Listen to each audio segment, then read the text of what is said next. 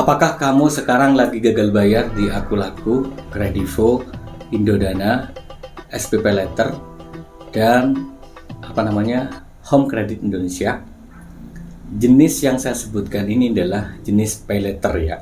Jadi pembelian barang ataupun sektor konsumtif yang kamu beli, kemudian kamu telat dan kamu gak bisa bayar lagi gara-gara misal kamu sudah terjebak dengan berbagai banyak pinjol gara-gara kesalahan kamu di masa lalu yang konsumtif. Kamu juga mungkin ya berpikir spekulatif, bulan depan pasti bisa bayar, kamu akhirnya ngambil di banyak pinjol. Kemudian yang ketiga adalah kamu kena penipuan misalnya, atau kamu melakukan rekayasa pay letter, yaitu dibuat cash loan.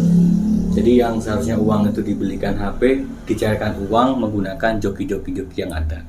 Akhirnya kamu sekarang lagi gagal bayar di jenis Akulaku, Kredivo, Indodana, Home Credit Indonesia yang saya sebutkan tadi.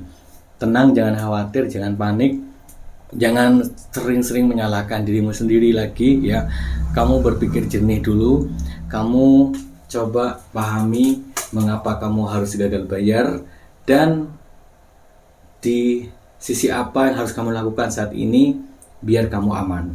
Baik, sekarang sebelum saya menjelaskan bagaimana teknis bagaimana kamu gagal bayar yang aman, yaitu kamu coba cek di video-video sebelumnya mengenai alasan mengapa kita harus gagal bayar. Yang jelas di video itu saya sudah dijelaskan secara lengkap. Kemudian setelah itu kamu jangan skip dulu video ini karena saya akan memberikan informasi mengenai aturan baru penagihan di tahun 2025 ke depannya. Baik, jadi ada 7 aturan baru yang sudah saya catat. Yang pertama adalah ada penurunan bunga dan biaya lain ya.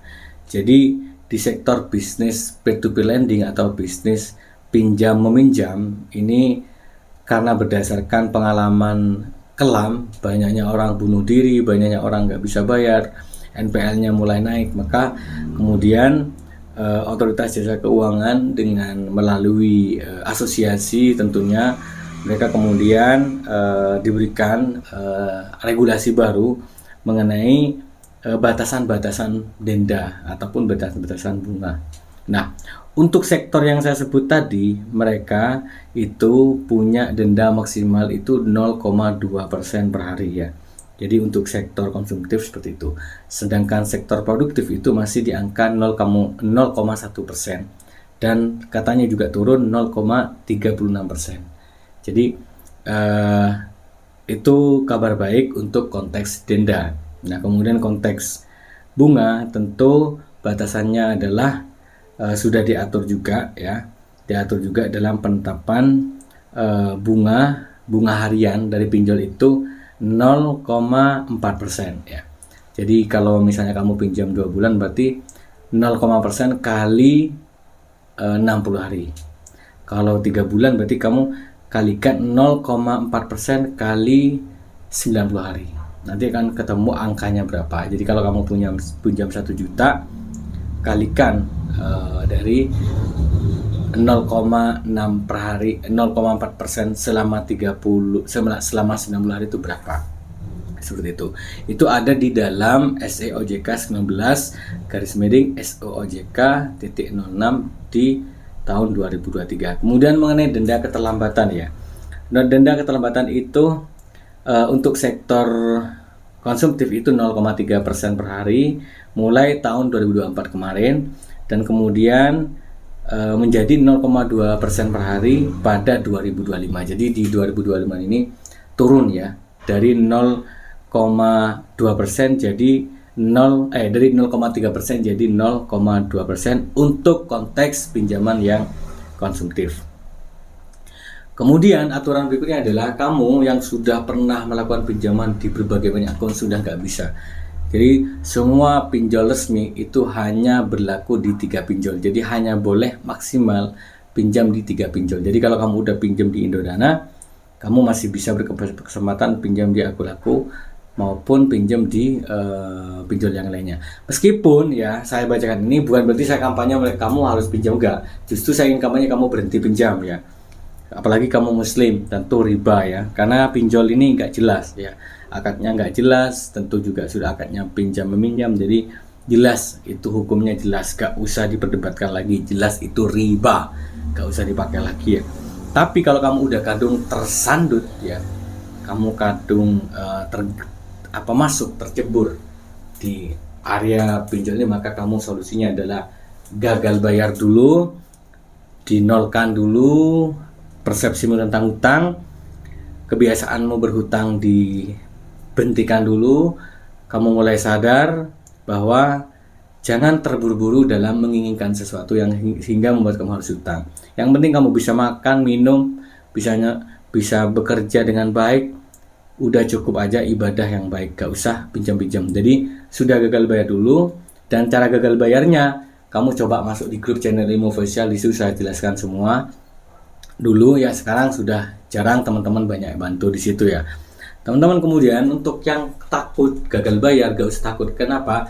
Karena penagihan hanya ada di maksimal batas waktu jam 8 malam. Jadi kalau ada tukang tagih sampai sore masih boleh, tapi maksimal di jam 8 malam. Itu nggak boleh lagi dari jam 8 pagi tentunya ya. Kemudian ada aturan yang memperketat dalam penagihan. Di antaranya adalah OJK juga melarang ya penagih melakukan intimidasi dan merendahkan suku. Misalnya ada suku yang terkenal misalnya jelek, keras, oh dasar suku gak jelas, suku apa kamu, itu gak boleh. Terus kamu gak boleh menyepelekan agama, gak boleh ras, gak boleh antar golongan, sara, harkat martabat, gak boleh. Di harkat martabat itu bisa jadi ketika kamu dipermalukan di Facebook, itu kamu boleh melaporkan ke OJK. Kemudian juga tidak boleh melecehkan harga diri, fisik maupun non fisik. Bahkan di dunia maya pun tidak boleh ada namanya bullying kepada pihak debitur. Baik kontak darurat tidak boleh dikasih tahu, baik kontak darurat tidak boleh dibully juga. Atau kamu ngerasa nih, oh itu temanmu yang utang lo, coba tagih, itu orangnya gak jelas gini, itu gak boleh. Kamu bisa laporkan kalau ada bukti. Kemudian kontak darurat, aturan ke-6, tidak boleh dijadikan tempat tagihan. Jadi kadang ya ada pinjol-pinjol nakal itu kemudian kontak darurat itu dijadikan dijadikan tempat penagihan, sehingga dia menggantungkan ke pihak ketiga yang harus menagih ke kamu yang punya utang, itu juga nggak boleh.